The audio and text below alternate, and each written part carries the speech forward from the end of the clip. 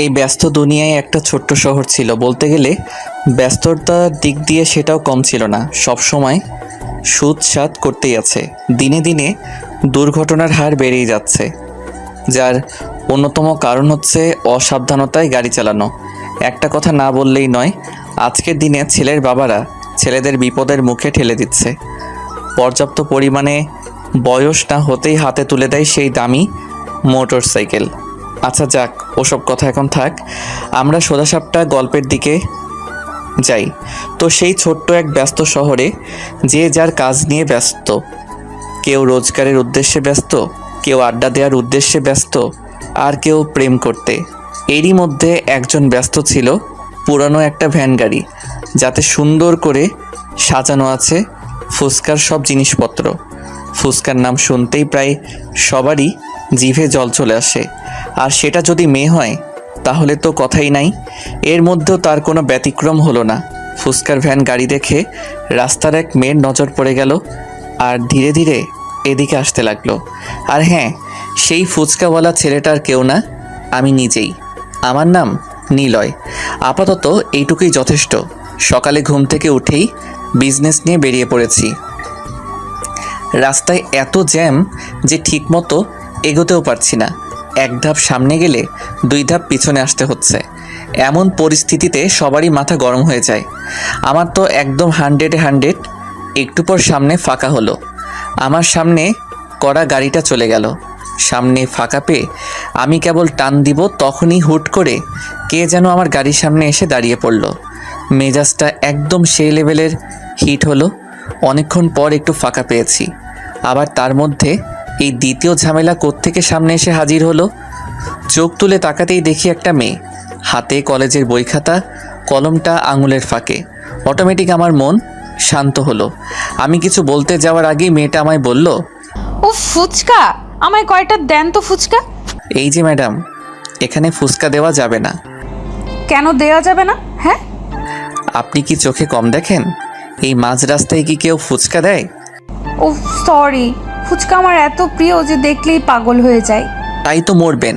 কিছু বললেন? আসলে মেম সাহেব, ডাক্তারেরা বলেন যে জিনিস বেশি খেতে মনে চাই সেটাই নাকি শরীরের পক্ষে খারাপ, তাই বলছি। বাহ, আপনি ডাক্তার নাকি? আরে না, কি যে বলেন না ম্যাডাম। যেভাবে বড় বড় নেকচার দিচ্ছেন তো তাই বললাম আর কি। ছোট ছোট ছুটছাট কথা বলতে বলতে রাস্তার পাশে চলে আসলাম, আর এক জায়গায় ভ্যান দাঁড় করিয়ে ফুচকা সাজাতে লাগলাম। এক প্লেট ফুচকা তৈরি করে মেয়েটার হাতে দিলাম। মেয়েটা হাতে নিয়েই খেতে শুরু করে দিল। আমি তাকিয়ে থেকে মনে মনে ভাবছিলাম, এই জিনিসটা মেয়েদের এত পছন্দ কেন বুঝি না। ধুর বাপু, এসব জেনে আমার কি, ওরা বেশি বেশি খেলেই তো আমার লাভ। আমার দেরি হয়ে যাচ্ছে। আরে আপনি চলে যাচ্ছেন নাকি? না, এখানে সংসার করব। আরে আজব তো, আপনি এমন করে কথা বলছেন কেন? তো কেমনে বলবো? হ্যাঁ মানে? রাস্তার মাঝখানে এসে আমার পথ আটকালেন, তারপর রাস্তার পাশে আনলেন। এবার কি বাসায় নেওয়ার চিন্তা ভাবনা আছে নাকি? এক্সকিউজ মি, আপনি একটু বেশি বলছেন কিন্তু। কই বেশি বললাম? আপনার দেখে মনে হচ্ছে আপনি ফুচকাওয়ালা নন, জমিদার একটা। যত সব। না না, মানে আমি গেলাম। আপনার সাথে কথা বলতে গেলে আমার কলেজের টাইম চলে গেছে। ধুরু। এই কথা বলে মেয়েটা তাড়াহুড়ো করে সামনের দিকে এগোতে লাগলো। আমিও আর দাঁড়িয়ে না থেকে আমার উড়োজাহাজ নিয়ে সামনে এগোতে লাগলাম। মনে মনে ভাবলাম, মেয়েটা দেখতে বেশ সুন্দরী, তবে একটু ঝগড়াটে, কিন্তু খুব ভালো। নিজে নিজেই শরম পেলাম, আর মুচকি হেসে আবার কাজে মন দিলাম। ভ্যান গাড়ি পায়ে চালিয়ে যাচ্ছি, কোথায় যাব ঠিক বুঝতে পারছি না। যেতে যেতে দেখলাম সামনে একটা বিশাল কলেজ। আমি আর সামনে না এগিয়ে কলেজের গেটের সামনে দাঁড়িয়ে পড়লাম। দাঁড়িয়ে দাঁড়িয়ে আসবাবপত্রগুলো সাজাতে লাগলাম। তখনই বেল বেজে উঠল। বুঝলাম যে ক্লাস শুরু হলো। আমি আমার কাজ করেই গেলাম। কিছুক্ষণ পর একটা ক্লাস শেষ হলো। আমি রেডি হয়ে থাকলাম। সামনে তাকাতেই দেখি কয়েকটা মেয়ে আমার দিকে আসছে। এসে আমায় বলল ফুচকা দিতে। আমি ফুচকা সাজাতে লাগলাম। তখন মেয়েদের মধ্যেই কথোপকথন চলছিল। তার মধ্যে একজনের নাম ছিল মিম। তাদের কথা বলার মধ্যেই জানতে পারি। তখন আমি মিমকে জিজ্ঞেস করলাম, আফামনি, এই কলেজের নাম কি গো? এই কলেজের নাম হলো। খুব নামকরা কলেজ, তাই না? জি। তখন তার বান্ধবীরা বলল ক্লাসের নাকি সময় হয়ে গেছে। তখন মিম বলল, ভাইয়া থাকেন, ক্লাসের সময় হয়ে গেছে। আর ওখানে নীলা একাই বসে আছে। আইসা। আপনি তো এখানেই আছেন তাই না? জি হ্যাঁ। আমার এক বান্ধবী আছে, ফুচকার জন্য একদম পাগল। এবার ওকে সাথে করে আনবনি। জি, এসব কথা বলে মিম চলে গেল। তখন কলেজের আরও ছাত্রছাত্রী এসে জমা হলো। আমি সবাইকে ফুচকা দিতে লাগলাম। এরকম করে কিছুক্ষণ কাটানোর পর আমি একটু আরাম নেবার জন্য বসতে যাচ্ছিলাম। ঠিক এমন সময় আমার দুটি চোখ সামনে চলে গেল। চোখ সামনে যেতেই তো আমি থমকে গেলাম। বসার কথা ভুলে আমি দাঁড়িয়ে গেলাম। আরে আমি এটা কি দেখতেছি? এটা তো সেই মেয়ে যাকে রাস্তায় ফুচকা দিচ্ছিলাম। কিন্তু সে এখানে কেন? তাহলে কি এটাই কি তার কলেজ? আমায় দেখলে তো আচ্ছা মতো শুরু করবে। আমি আর ওসব কিছু না ভেবে নিজের কাজে মন দিলাম আর টেরা চোখে একটু একটু করে তার দিকে তাকাচ্ছিলাম। সত্যি বলতে আমি মনে মনে চাচ্ছিলাম মেয়েটা যেন এখানে আসে। হি হি হি। আর আমার মনের কথাটা সত্যি হলো। ওর পাশে তাকিয়ে দেখি মিম।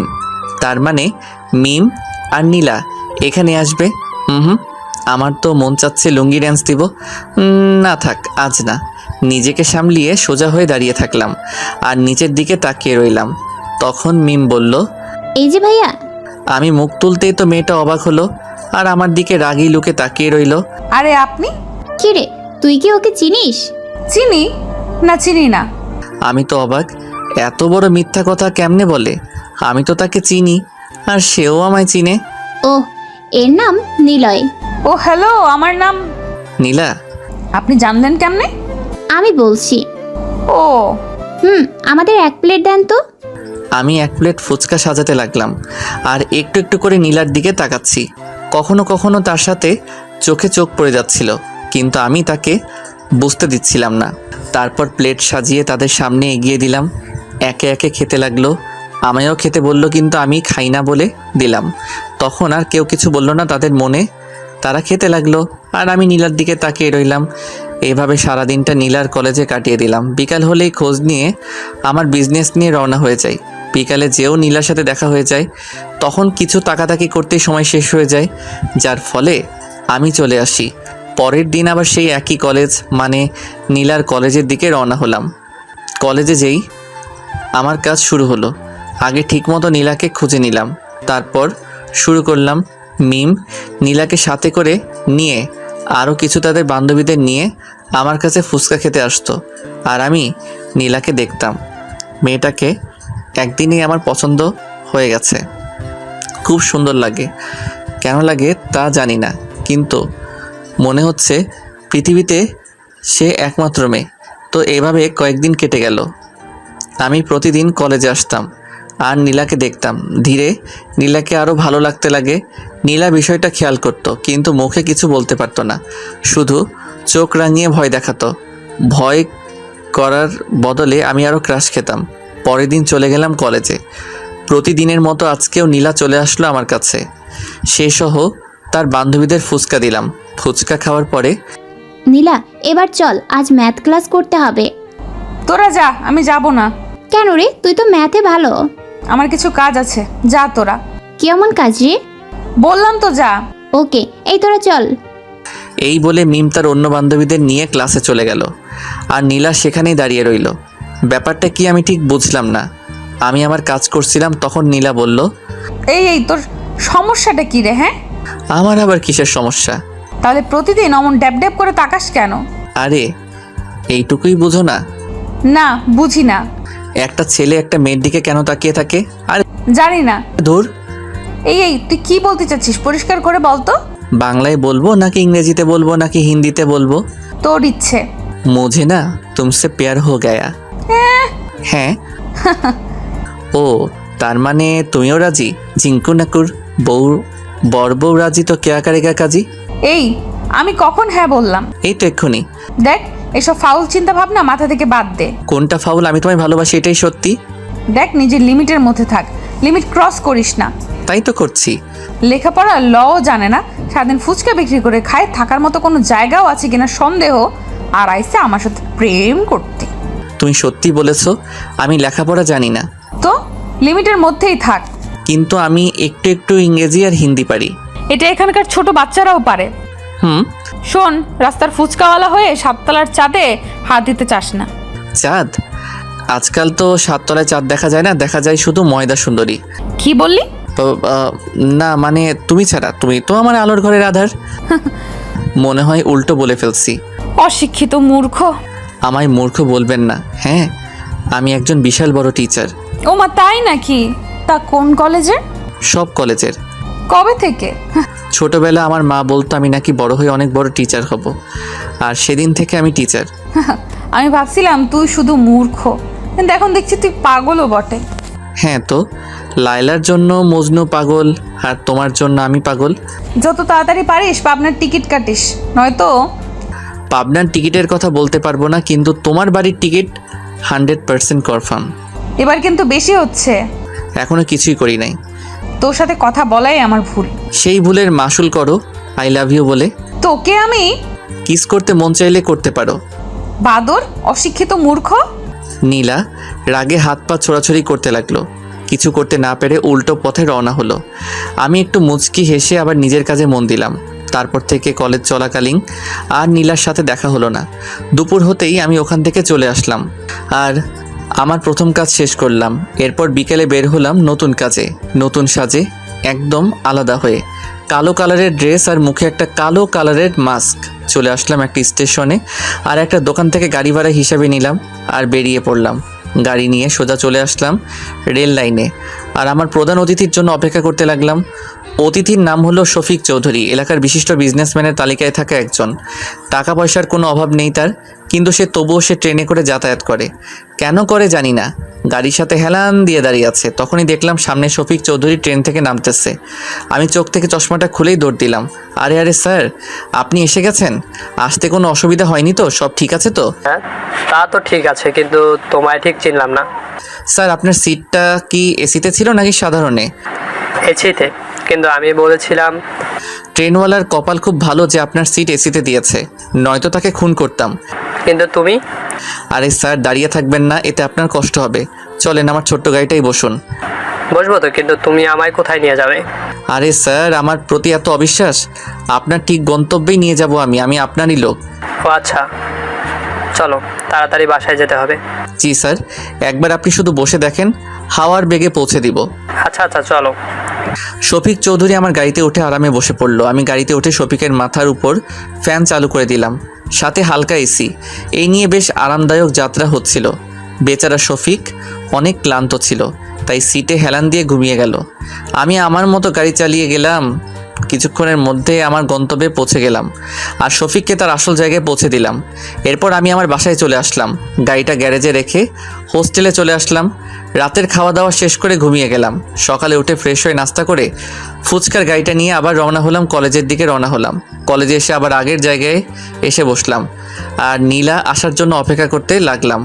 একটু পর এদিক ওদিক তাকিয়ে তাকিয়ে দেখছি নীলা আসতেছে কিনা, কিন্তু অনেকক্ষণ হলো নীলা আসে না। এমনকি তার পেতনি বান্ধবীরাও আসে না। কি করব বুঝতে পারছি না। তখন একটা ছেলে এসে ফুচকা চাইলো। আমি বিরক্তিকর মুড নিয়ে ফুচকা দিচ্ছিলাম। এমন সময় পিছনে তাকিয়ে দেখি নীলা আর তার সব বান্ধবীরা আসতেছে। আমার মনের মধ্যে তো লাড্ডু ফুটতে লাগলো। মুচকি এসে নিজের কাজে মন দিলাম। নীলা আমার দিকে তাকানো তো দূরের কথা, আমার কাছ দিয়েও আসলো না। আমি মনে মনে বললাম, যতই তুমি পালিয়ে পালিয়ে থাকো না কেন, একদিন আমার কাছে ঠিকই আসতে হবে। এরপর আমি আর কিছু বললাম না। নীলা সোজা ক্লাসে চলে গেল। আমি মন খারাপ করে নিচের দিকে তাকালাম।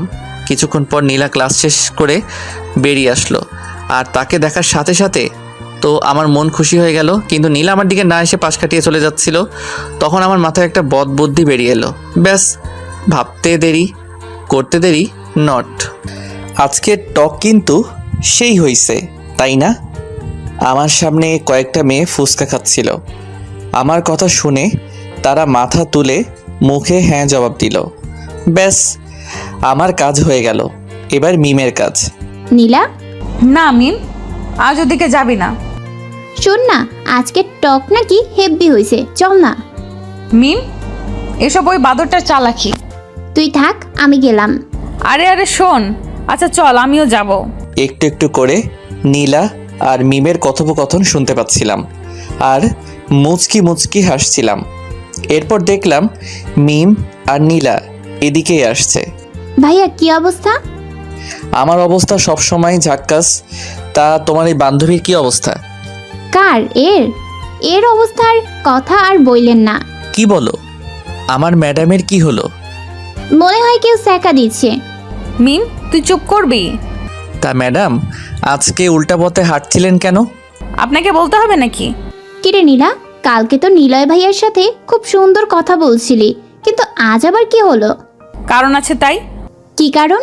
আরে মিম, তোমার বান্ধবীকে কালকে প্রপোজ করছি, তাই এখনো টেনশনে আছে। ও মা, তাই নাকি? নীলা ট্রিট দে।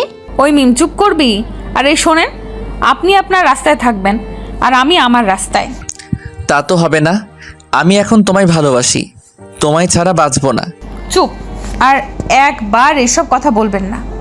একবার কেন, 1000 বার বলবো, আই লাভ ইউ। ইডিয়েট। মিম চল। আরে নীলা, ভাইয়ার প্রপোজাল অ্যাকসেপ্ট কর। তুই যাবি? ও হ্যালো ম্যাডাম, তুমি আমার থেকে যতই দূরে থাকো না কেন, একদিন না একদিন ঠিকই আমায় ভালোবাসবেন। এই ফকিরের বাচ্চা ফকির, রাস্তায় রাস্তায় ফুচকা বিক্রি করিস, ফুটপাতের পারে থাকিস, আর আমার সাথে প্রেম করার স্বপ্ন দেখিস? তুমি কি জানো না মনু, ভালোবাসতে মন লাগে, ধন নয়। চুপ কর ফকির, তোদের মতো ফকিরের মুখে এসব মানায় না। কি ভেবেছিস বড়লোকের মেয়েকে বিয়ে করে একদিনে বড়লোক হবি? নো নো, আমি তো শুধু তোমায় পেতে চাই। আর একবার যদি বলেছিস তাহলে। নীলা আমায় থাপ্পড় মেরে আমার দিকে আঙুল তুলে কথাগুলো বলল। কলেজের সবাই আমাদের দিকে তাকিয়ে আছে। আমি মাথা নিচু করে নিলাম। নীলা ইচ্ছে মতো অনেক কিছু বলতে লাগলো। কিছু কিছু কথা আমার কলিজায় আঘাত করতে লাগলো। তবুও আমি কিছু না বলে পাথরের মতো দাঁড়িয়ে রইলাম। চোখ থেকে এক ফোঁটা পানি মাটিতে গড়িয়ে পড়ল। কি করব বুঝতে পারছি না, মাথা তুলে দাঁড়াতেও পারছি না। কোনো উপায় না পেয়ে ভ্যানটা নিয়ে ওখান থেকে চলে আসলাম। ভ্যান এনে ভ্যানের জায়গায় রাখলাম। এরপর প্রথম চ্যাপ্টার বাদ দিয়ে দ্বিতীয় চ্যাপ্টারে প্রবেশ করলাম। এমনিতেও বেলা গড়িয়ে দুপুর হয়ে গেছে, তাই সোজা সাপটা গোসল করার জন্য বেরিয়ে পড়লাম। নলকূপে যেয়ে পানি তুলে গোসল করলাম। এরপর প্যান্ট শার্ট পরে গ্যারেজে আসলাম। এসে পাশের হোটেলে দুপুরের খাবার খেয়ে নিলাম। এরপর নতুন এক গাড়ি নিয়ে বেরিয়ে পড়লাম। কিছু দূর আসতেই মুখে সেই ব্ল্যাক কালারের মাস্ক পরে নিলাম আর চোখে সানগ্লাস। তারপর সোজা আমার গন্তব্যে আসলাম। এক বিশাল কোম্পানির সামনে এসে গাড়ি ব্রেক করলাম আর গাড়ি থেকে নেমে সোজা ভিতরে আসতে লাগলাম। গার্ড এসে আমায় সার্চ করলো, এরপর ভিতরে পাঠিয়ে দিল। অবশ্য জিজ্ঞেস করছিল আমি কে। তখন আমি বলছি তোমার বসের ড্রাইভার। এরপরে আর আমায় আটকালো না। আমি বিনা বাধায় ভিতরে চলে আসলাম আর সোজা এমডির রুমে নক দিলাম। আসসালামু আলাইকুম সাহেব। ওয়ালাইকুম আসসালাম। কে আপনি? আগে আপনি কি আসলাম? তওবা তওবা, গুরুজনের নাম মুখে নিতে নেই। আরে সমস্যা নেই, আমি আসলাম। অনেক নাম শুনেছি আপনার। আপনি নিজের শরীর খাটিয়ে এত বড় হয়েছেন, আপনাকে দেখে আমার অনেক গর্ব হয়। অবশ্যই, আমার কর্মের ফল এসব। আপনি তো মহান সাহেব, একজন চাকর হয়ে আজ এত বড় কোম্পানির মালিক। কি কি কি কি বলছিস তুই? মানে সাহেব, আমি বলছিলাম আপনি তো আগে খুব গরিব ছিলেন, নিজের বুদ্ধি খাটিয়ে শ্রম দিয়ে এত বড় কোম্পানির মালিক হয়েছেন। কিন্তু তুই কেমনে জানলি? আরে সাহেব, আপনার মতো মহান মানুষের জীবনী সবাই জানে, সবাই আপনার থেকে কিছু শিখতে চায়। তাই নাকি? হ্যাঁ সাহেব, আপনার ড্রাইভার হতে পেরে আমিও খুব খুশি। ওহ, তার মানে তুই আমার ড্রাইভার? জি সাহেব, চলেন আপনার বাসায় পৌঁছে দিই। ম্যাডাম আপনায় তাড়াতাড়ি যেতে বলেছে, কি যেন সারপ্রাইজ দিবে। সামান্য 2 টাকার ড্রাইভার হয়ে আমার সামনে সানগ্লাস পরার সাহস হলো কি করে তোর? অপরাধ নিবেন না সাহেব, আসলে আমার চোখে সমস্যা, ডাক্তার বলেছে চশমা যেন না খুলি। ও আচ্ছা, আমি খুব ক্লান্ত, চলো। এরপর আমি আসলামের সাথে বাইরে চলে আসলাম আর আসলামকে গাড়িতে বসিয়ে দিয়ে আমি ড্রাইভ করতে লাগলাম। গ্লাসে দেখলাম আসলাম ফোন টিপছিল। আমি বললাম, আচ্ছা সাহেব, আপনি এত বড় লোক কি করে হলেন? কেন হঠাৎ এমন প্রশ্ন কেন? অপরাধ নিবেন না সাহেব, আসলে আপনি অনেক মহান মানুষ, তো তাই আপনার থেকে আমি কিছু শিখতে চাই। ওহ, আমি এত বড় লোক হয়েছি আমার পরিশ্রমে। অনেক পরিশ্রমের মাধ্যমে আজ আমি এখানে। ফকির থেকে বড়লোক? কি বললি তুই? না মানে সাহেব, আসলে বলছিলাম ফকির থেকে কি করে বড়লোক হলেন? তুই কি কানে কম শুনিস নাকি? বললামই তো। সাহেব, আমার কান একদম পরিষ্কার। আচ্ছা, আপনার লিডার তো ছিল, যার কথায় আপনি সব কিছু করতেন। এই তুই কে রে? তুই এত কিছু কি করে জানিস? আর এত কিছু কেন? পরিচয় দিলে আপনি শুনতে পারবেন না, তাই থাক। এরপর আর কিছু বললাম না, সোজা গাড়ি চালাতে লাগলাম। অনেকগুলো পথ জার্নি করে অবশেষে এসে পৌঁছালাম আসলামের বাসার সামনে। আসলামকে ওখানে নামিয়ে দিয়ে আমি আমার গন্তব্যে রওনা দিলাম। আমার গন্তব্যে আসতে আসতে সন্ধ্যা হয়ে গেল। এরপর সন্ধ্যায় বস্তিতে চলে আসলাম। তার আগে গ্যারেজে গিয়ে গাড়ি জমা দিয়ে আসলাম। সঙ্গে হোস্টেল থেকে কিছু খাবার নিয়ে চলে আসলাম বস্তিতে। রাতের খাবার খেয়ে ঘুমিয়ে গেলাম। সকালের পাখির ডাকে চোখ থেকে ঘুম হারালো। কেন জানি মনটা খুব খারাপ লাগছে। পুরনো দিনের কথা খুব মনে পড়ছে। সকাল সকাল মনটা খারাপ হয়ে গেল। অনেক কষ্টে সব ভুলতে সক্ষম হলাম। তারপর ফ্রেশ হয়ে ফুচকার গাড়িটা নিয়ে বাজারের দিকে রওনা হলাম। বাজারে এসে হালকা নাস্তা করে নিলাম। এরই মধ্যে কলেজের টাইম হয়ে গেল, তাই আর দেরি না করে কলেজের দিকে রওনা দিলাম। কলেজে আসতেই দেখি এক সারিতে অনেকগুলো গাড়ি। মনে এক প্রকার প্রশ্ন জাগলো। ভ্যান থেকে নেমে আমিও যোগ দিলাম সবার সাথে। সামনে তাকিয়ে দেখি 5টা গাড়ি একসঙ্গে দরজা খুলল, আর সাথে সাথে অনেকগুলো মানুষ বেরিয়ে আসলো। দেখে মনে হচ্ছে এরা বডিগার্ড, কিন্তু কার বডিগার্ড? তখনই মাঝখানের গাড়িটা থেকে নীলা নেমে আসলো। আমি দেখে তেমন অবাক হলাম না, কারণ এটা হবার ছিল তা আমার আগে থেকেই জানা ছিল। তো কলেজের সবাই হা করে নীলার দিকে তাকিয়ে আছে, সাথে আমিও। নীলা কিছুটা বিরক্তিকর মোড নিয়ে গাড়ি থেকে নেমে হাঁটতে লাগলো। নীলাকে চলে যেতে দেখে মিমও তার সাথে চলে গেল। কিছুক্ষণের মধ্যে জায়গাটা ফাঁকা হয়ে গেল। আমিও আর দাঁড়িয়ে না থেকে আমার জায়গায় চলে গেলাম। একটু পর মিম আসলো, আর সাথে নীলাও ছিল, কিন্তু নীলার মনটা একটু খারাপ ছিল। আর আমি খেয়াল করলাম নীলার বডিগার্ডরা দূরে দাঁড়িয়ে এদিক সেদিক তাকিয়ে আছে, এদিকে তাকিয়ে আছে। আমায় দেখে নীলা খুশি হলো নাকি রেগে গেল ঠিক বুঝতে পারলাম না, কিন্তু চোখে রাগের ছায়া দেখতে পেলাম। হাই ভাইয়া। কিরে, তুই আজকেও আসছিস? কেন না আসার কি আছে? এটা আমার ব্যবসা, এই কাজ করেই আমার পেট চলে, এর জন্য আমার সব করতে হবে। এই তো লাইনে আসছিস। প্লিজ মেম সাহেব, আমার ফুচকার দোকান আনতে নিষেধ করবেন না, তাহলে আমায় না খেয়ে মরতে হবে। এই তুই হাসছিস কেন? কি ম্যাডাম, ভাবছিলেন এসব কথাই বলবো এসে, তাই না? আচ্ছা যান, আপনার ইচ্ছাটা পূরণ করলাম। ম্যাডাম, আমি খুব জেদি ছেলে, যা চাই তা আমার করেই ছাড়ি। তুই আবার কি চাইছিস? কেন জানেন না? না। ধুরু, আপনার মাথায় কি আছে বলুন তো? আমি আর কতবার বলবো আমি আপনাকে ভালোবাসি? ভূত এখনো নামে নাই। এ ভূত কোনোদিন নামবে না। কালকে তোকে কত করে অপমান করলাম পুরো কলেজের সামনে, তবু আজ এই একই কথা। মরার আগ পর্যন্ত এই একই কথা থাকবে। দেখেছিস আমার সাথে কতগুলো বডিগার্ড, আমি ওদের বললে না তোর হাত পা একটাও আস্ত পাবি না। এই তুই কি পাগল? সামান্য একটা ফুচকাওয়ালা হয়ে আমার পেছনে লাগিস? ভয় করি না। হ্যাঁ আমি গরিব, আমি ফুচকা বিক্রি করি, কিন্তু গরিব হলেও আমার মন অনেক বড়, আর সেখানে শুধু তোমায় বসানো আছে। বাহ, খুব সুন্দর তো ডায়লগ। কি করব বলো, অনেক খুঁজেও এর থেকে ভালো ডায়লগ পাই নাই। উফ, মেয়েকে চুপ করতে বল। ওকে চুপ। আর তোর সাথে কে কে থাকে? আমি আর তুমি? মানে তুমি তো সবসময় আমার মনের মধ্যেই থাকো, তাই খেতে বসলে তোমার কথা মনে পড়ে, ঘুমাতে গেলে তোমার কথা মনে পড়ে। এই চুপ, এইসব সিনেমার ডায়লগ বাদ দিয়ে সত্যি কথা বল। পৃথিবীতে আমার আপন বলতে কেউ নাই গো। আমি খুব এতিম, কান্না করলে দেখার কেউ নেই, অসুস্থ হলেও দেখার কেউ নাই। ইমোশনাল হয়ে গেছো?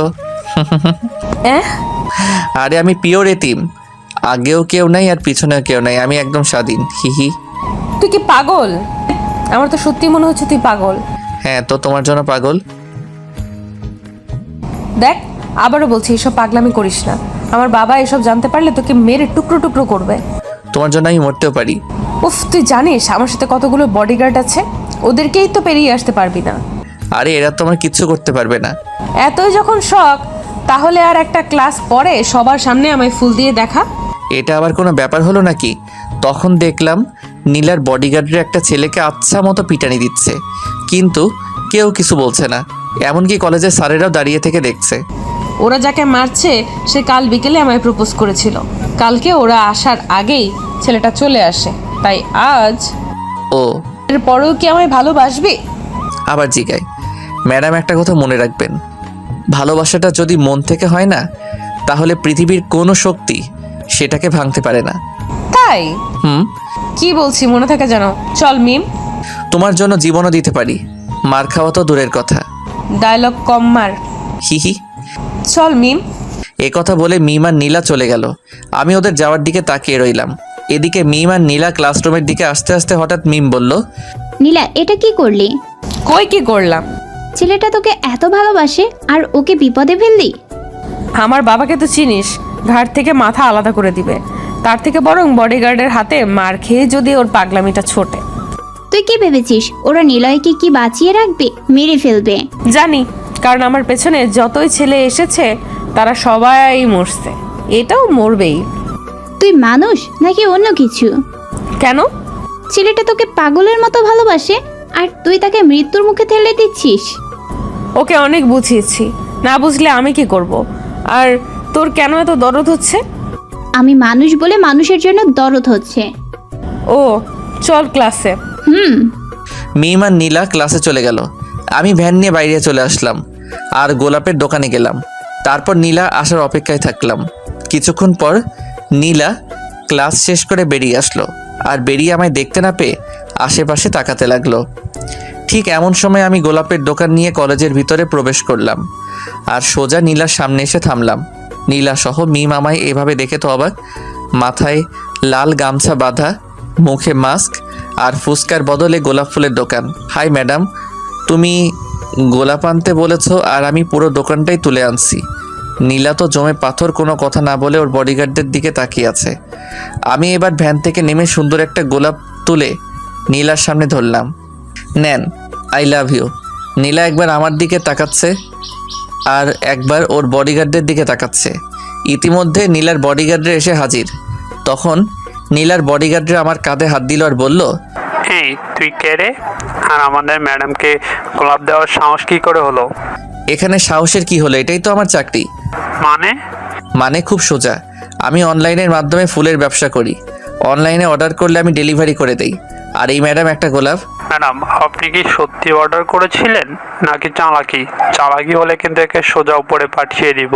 এমন করে ভয় দেখাচ্ছেন কেন? আমি হার্টের রোগী। এবার এই তুই চুপ কর। হ্যাঁ, আমি অর্ডার করেছিলাম। বাসায় যেতে বললে বাবা অনেক প্রশ্ন করতো, তাই এখানে আসতে বলেছি। তো হলো। হয়েছে, এবার এখান থেকে ফুট। আপনারও লাগবে নাকি স্যার? খুব ভালো ফুল। বিবাহিত জীবনে অসুখী হলে এটা নেবেন, একদম কাজ করবে। তোকে যেতে বলছি। যাচ্ছি, কিন্তু আর আসবো না, বাইরে অপেক্ষা করব। এই বলে আমি আবার ভ্যানে উঠে কলেজের বাইরে চলে আসলাম আর নীলা ক্যান্টিনের দিকে গেল।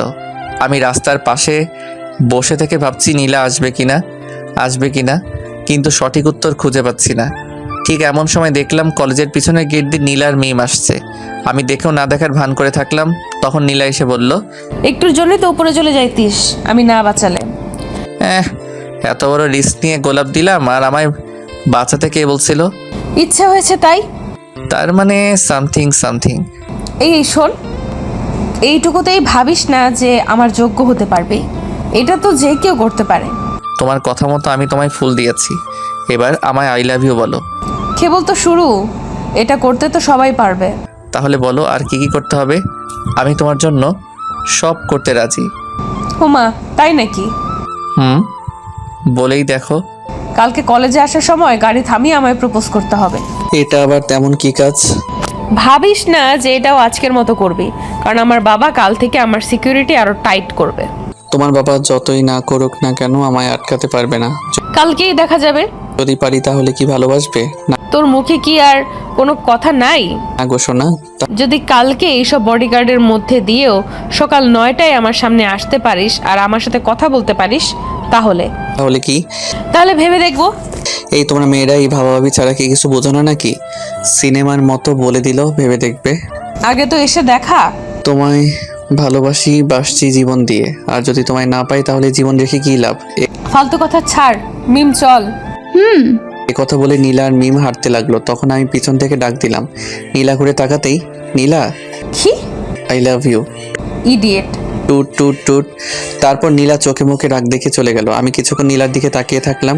এরপর আমিও আর ওখানে থাকলাম না, ভ্যান গাড়ি নিয়ে সোজা হোস্টেলের দিকে রওনা হলাম। এসে ভ্যান গাড়িটা গ্যারেজে রাখলাম, তারপর গোসল করে নিলাম। এরই মধ্যে দুপুর হয়ে গেল। চারদিকে মসজিদের মাইকে আজান দিতে লাগলো। আমি গোসল করে এসে খাটের উপর বসে পড়লাম আর ভাবলাম কি করে কালকে নীলার সাথে দেখা করব। শরীরটা খুব ক্লান্ত ছিল, তাই ভাবতে ভাবতে খাটের উপর শুয়ে গেলাম। এরপর নিজের অজান্তেই ঘুমিয়ে গেলাম। ঘুম ভাঙলো ঠিক 4টার সময়। উঠে দেখি আমার ফোন বাজতেছে। ছোটোখাটো একটা ভাঙনি মোবাইল ইউজ করি। খাটের উপর থেকে ফোনটা তুলে কানের কাছে ধরলাম। কয়েকটা কথা শুনে বুঝলাম হাসপাতাল থেকে কথা বলছে। আমি আর দেরি করলাম না, উঠে চোখে মুখে পানি দিয়ে সোজা হাসপাতালে চলে গেলাম। হাসপাতালে এসে দেখা সাক্ষাৎ করে চলে আসলাম। বাসায় আসতে সন্ধ্যা হয়ে গেল, তাই আজ আর কোথাও বের না হয়ে হোটেলে এসে কিছু খাবার খেলাম। কিছুটা প্যাকেটে করে নিয়ে আবার হাসপাতালে গেলাম। সেখানে রাত 9টা পর্যন্ত থাকলাম। এরপর হোস্টেলে এসে চোখে মুখে পানি দিয়ে ঘুমিয়ে গেলাম। সকালে উঠতেই মনে পড়ে গেল নীলার শর্তের কথা। সকাল সকাল মাথা হ্যাং হয়ে গেল, কি করব ভেবে পাচ্ছিলাম না। তবুও সাহস করে নীলার বাসার দিকে রওনা হলাম। আর কিছুক্ষণের মধ্যে নীলার বাসায় চলেও আসলাম। এখন বাজে সকাল 7টা, আর মাত্র 2 ঘন্টা 6 আছে। নীলার বাড়িটা সেই হিয়া বড়, চারিদিকে গার্ড, একটা পিঁপড়া ঢোকার মতো ক্ষমতা নেই সেখানে। আমি তো শেষ। আমি আমার কাজে লেগে গেলাম। কাজটা করতে পারবো কিনা জানি না, তবে সাহস বুকে রাখতেই হবে, নয়তো প্রেম করার আগে দেবদাস হয়ে ঘুরতে হবে। যতগুলো গার্ড, তাতে মনে হচ্ছে ভিতরে যাওয়া আমার পক্ষে সম্ভব না। কোনো রকম চালাকি করলেই সোজা উপরে পাঠিয়ে দিবে, একদম বিনা টিকিটে। এদিকে নীলা দেওয়ার সময়ও কাছিয়ে যাচ্ছে, কি করব ভেবে পাচ্ছি না। নীলা যাবার সময় গাড়ি থামালে তো পুরো প্ল্যান শেষ, কারণ আমি তো শেষ। কিছু একটা তো করতে হবে, কিন্তু কি করব? ওদিকে নীলা ঘোর চিন্তায় মগ্ন। নীলয় কি সত্যি পারবে নাকি ভয় পেয়ে পালাবে? দুজনের মনে দুটো প্রশ্ন। এরই মধ্যে নীলার কলেজে যাবার সময় হয়ে গেল। 9টা বাজতে আর 10 মিনিট সময় আছে। নীলা কলেজে যাবার জন্য তৈরি হয়ে নিল আর গাড়িতে এসে বসলো। তার গার্ডরা এসে তাদের গাড়িতে বসলো। আর নিয়ম মতো নীলার সামনে 2টো গাড়ি আর পিছনে 2টো গাড়ি। এরপর রওনা হলো। এদিকে নীলার মনে একটাই চিন্তা, সে এদিক ওদিক তাকাচ্ছে আর দেখছে নীলয় আসছে কিনা। নীলার দেওয়ার সময় ঠিক 9টা বাজতে 1 মিনিট বাকি। গাড়ি তার গতিতে চলছে, টিকটিক করে 1 মিনিট পুরা হয়ে গেল আর 9টা বেজে গেল। 9টা বাজার সঙ্গে সঙ্গে গাড়ি থেমে গেল। গাড়ি থামা দেখে নীলা সামনে তাকালো, কিন্তু সামনে কেউ নেই। কিন্তু গাড়ি থামলো কেন? আই লাভ ইউ ম্যাডাম, আমার কথা শুনে তো নীলা চমকে গেল। আশেপাশে তাকিয়েও আমায় পেল না। আরে ম্যাডাম, তোমার পাশে, একদম পাশে। নীলা তাকিয়ে দেখে আমি ড্রাইভারের জায়গায় বসে আছি, আর মাথার টুপিটা খুলে হাতে, মুখে কালো মাস্ক, সেটাও খুললাম। আরে তুই চমকে গেছেন তো? তুই এখানে কেন? ও মা, কালকের শর্তের কথা কি মনে নাই তোমার? কিন্তু তুই এখানে কেমনে? আর ড্রাইভার কবে হলি? সব বলবো। গাড়িটা স্টার্ট দিয়ে আমি গাড়ি স্টার্ট দিয়ে সামনে যেতে লাগলাম। আর নীলাকে বললাম, বলেছিলাম না তোমার জন্য আমি সব করতে পারি? বাজে কথা বাদ দে। আর বলবো কেমনে করলি তুই এটা? আগে ওটা বলো। কোনটা? আমি যেটা বলছি ওটা। তোকে যা বলতে বলছি তার উত্তর দে। ওকে, কালকে রাতে আমি হাসপাতালে ছিলাম আর তখন এক লোক সেখানে গেল। আমি দাঁড়িয়েছিলাম, দেখলাম সেই লোকটা খুব কান্নাকাটি করছিল। তখন আমি ওর পিছনে পিছনে গেলাম আর দেখলাম একটা ছোট্ট মেয়ের পাশে বসে কাঁদছিল। আমি যে জিজ্ঞেস করি কেন কান্না করছে। তারপর সে বলল তার মেয়ের নাকি ব্লাড ক্যান্সার, অনেক রক্ত লাগবে। সে যেখানে চাকরি করে সেখান থেকে টাকা চেয়েও নাকি তাকে দেয় নাই। এখন রক্ত না হলে তার মেয়েটা মারা যাবে। তারপর? আমি জিজ্ঞেস করলাম সে কোথায় চাকরি করে। তখন উত্তর দিল সে তোমার ড্রাইভার, আর তোমার বাবা নাকি তাকে টাকা দিতে চায়নি। তুমি বলো, এমন পরিস্থিতিতে যদি তাকে টাকা দিত তাহলে কি তোমার বাবা ফকির হয়ে যেত? না। এরপর আমি তাকে জিজ্ঞেস করি তার মেয়ের ব্লাড গ্রুপ কি। তখন বলে ও পজিটিভ, যে আমার সাথে মিলছিল, তাই আমি তার মেয়েকে রক্ত দিয়ে সাহায্য করি। এর জন্য তার চাকরি তোকে দিয়ে দিল? না, সে কান্না করতে করতে বলল তার স্ত্রী মারা গেছে কয়েক মাস হলো। এখন মেয়েটার যত্ন নেওয়ার মতো কেউ নাই, সেও নাকি সারাদিন তোমাদের বাসায় কাটায়। করিম চাচা। তখন আমি তাকে বলি, এই চাকরিটা আমায় দেন, আর আপনি একটা দোকান করেন, সারাদিন মেয়েকে নিয়ে দোকান চালাবেন, মেয়ের যত্ন নিতে পারবেন, তো ও তার মানে তুই চান্সের পার্টি? তোমার জন্য সব করতে পারি। চুপ কর আর গাড়ি চালা। আচ্ছা ম্যাডাম, একটা কথা বলেন তো, কি? তোমার বাবা হঠাৎ এত গার্ডের তোমার পিছনে কেন লাগলো? জানি শহরে নাকি খুন খারাপি নাকি বেড়েই যাচ্ছে, তাই আমার বাবা আমায় নিয়ে চিন্তা করে, সেই জন্য আমার সাথে এত বডিগার্ড লাগিয়েছে। কিন্তু খুনের সাথে তোমাদের সম্পর্ক কি? 2 দিনে 2টো খুনও হয়েছে। প্রথম দিনে শফিক, এখানকার স্থানীয় চেয়ারম্যান, আর দ্বিতীয় দিনে আসলাম, এই শহরের দ্বিতীয় বিজনেসম্যান। 1 নম্বরে আমার বাবা, তাই আমার বাবার সন্দেহ এবার আমাদের উপর নাকি টার্গেট। ও, এবার বুঝলাম। ছোটবেলা আম্মু বলতো, যত বেশি বড়লোক হবি, যত টাকা হবে, তত শত্রু হবে, তত ভয় হবে। আমার বাবার অনেক শত্রু। ভালো মানুষের শত্রু এমনিতেই হয়, আবার তো বড় লোক। বড় লোকেরা কখনো ভালো হয় না, তারা গরিবের রক্ত চুষে খায়। কিছু কিছু, কিন্তু আমার বাবা খুব ভালো। পৃথিবীতে সব থেকে ভালো মানুষ আমার বাবা।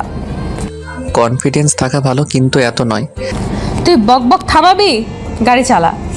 আমি তোমার 2টা শর্ত পূরণ করলাম, এবার তো আমায় ভালোবাসবে? শোন, কানের কাছে বক বক করবি না। কালকে বলেছিলাম ভেবে দেখবো, এখন শর্ত পূরণ করতে পারছিস, আমি ভেবে দেখবো। পৃথিবীতে সব থেকে ভয়ঙ্কর প্রাণী হলো মেয়ে। এবার চুপচাপ গাড়ি চালা। আমি আর কিছু বললাম না, গাড়ি নিয়ে সোজা কলেজের গেট দিয়ে প্রবেশ করলাম, আর গাড়ি থামিয়ে মাথায় টুপিটা দিয়ে নেমে আসলাম। এসে নীলার নামের জন্য এই পাশের গেট খুলে দিলাম। নীলা নেমে গেল আর সোজা ক্লাসের দিকে রওনা হলো। আমি ভাবলাম একবার পিছনে তাকা, কিন্তু তাকালো না। এবার আমি গাড়ি পার্ক করে এসে ক্যান্টিনে বসলাম।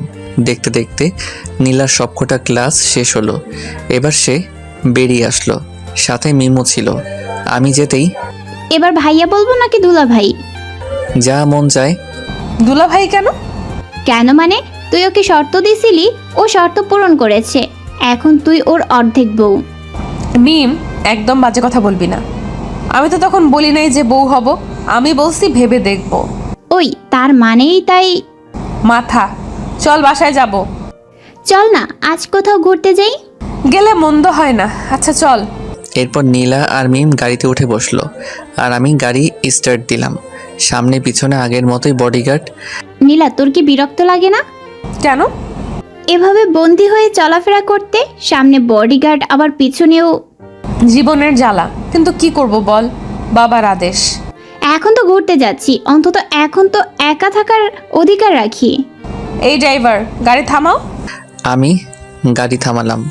তখন নীলা গাড়ি থেকে নেমে সামনে গাড়িতে এসে কি যেন বলল, তারপর আবার এসে গাড়িতে বসলো। এবার সামনে থেকে 2 গাড়ি ঘুরে চলে গেল। আয়নাতে দেখলাম পিছনের গাড়িও চলে গেল। চল। নীলা, তুই নিলয়কে ড্রাইভার কেন বললি? ড্রাইভারকে ড্রাইভার বলবো না তো কি বলবো? নীলা, ও তোকে ভালোবাসে বলে ড্রাইভার হয়েছে, তোকে ভালোবাসার পরীক্ষা দিতে ড্রাইভার হয়েছে। মিম, এইসব ভালোবাসাটা আমার পছন্দ না, প্লিজ চুপ কর। ওকে। এরপর মিম চুপ হয়ে গেল। আমিও আর কথা বললাম না, মন দিয়ে গাড়ি চালাতে লাগলাম। কিছু দূর আসার পর, কোথায় যাবেন? তুই যেতে থাক, আমি বলে দেব। ওকে।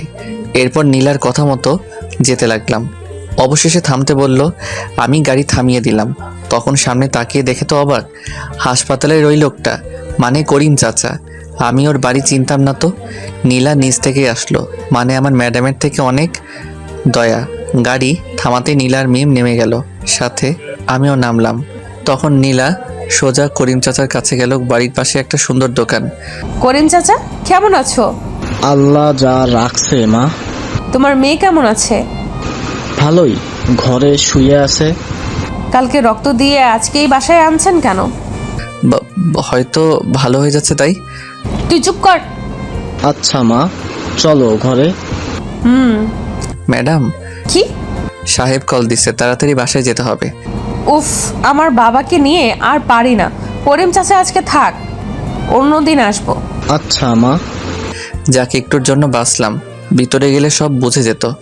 যাই হোক, এখন নীলাকে নিয়ে তাড়াতাড়ি এখান থেকে যেতে হবে। তাই আর দেরি না করে নীলা আর মিমকে নিয়ে রওনা হলাম।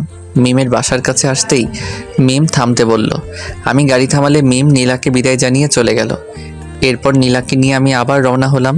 কিছুক্ষণের মধ্যে নীলার বাসায় এসে হাজির হলাম। নীলা গাড়ি থেকে নেমে ভিতরে চলে গেল, আর আমি গাড়িটা পার্ক করে বসে রইলাম। কিছুক্ষণ বসে থাকার পর দেখলাম নীলা আবার বাইরে আসলো আর বলল, নীলা শোনো, হ্যাঁ ম্যাডাম। বাবা তোমায় ডাকছে। হ্যাঁ ও, যাচ্ছি। হ্যাঁ, আর ভুল করেও বলবা না যে আগে আমাদের দেখা হয়েছে আর আমার জন্য এখানে আসছো, তাহলে কিন্তু তোমার জীবন নিয়ে টানাটানি হবে। হলে হোক, যার জন্য এত কিছু করছি সেই তো বুঝে না, তাহলে জীবন রেখে কী লাভ? শোন, তোর যা ইচ্ছে বল, আমার সাবধান করার ছিল করে দিছি, এখন তুই মর বাঁচ, তোর ইচ্ছা, যত সব। এক নিঃশ্বাসে নীলা কথাগুলো বলে ভিতরে চলে গেল, আর আমিও পিছনে পিছনে ভিতরে গেলাম। তখন নীলার বাবা আমায় ডাকলো। ভিতরে এসে দেখি বাড়িটা সেই বাইরে থেকে যতটা সুন্দর লাগছে ভিতর থেকে দ্বিগুণ সুন্দর। আমি এদিক ওদিক তাকাচ্ছি আর যাচ্ছি।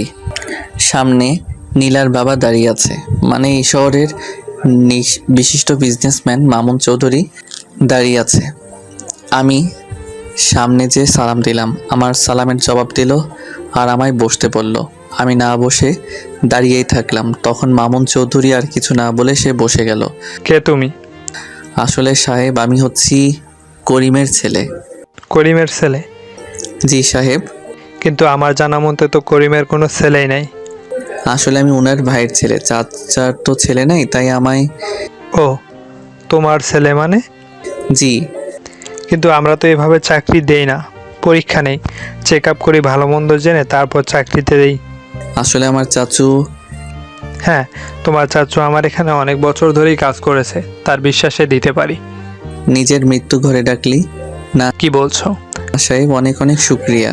দেখো, আমার শত্রু অনেক, তাই তোমায় সাবধানের সাথে কাজ করতে হবে। ওকে সাহেব, আপনি কোনো চিন্তা করবেন না। হুম। নীলার বাবা তথা মামুন চৌধুরীর সাথে কিছুক্ষণ কথা বললাম। এরপর দুপুর পেরিয়ে বিকেল হয়ে আসলো। নীলার কথায় খাওয়া দাওয়া ওখানেই করলাম। এরপর বের হলাম নীলাকে নিয়ে।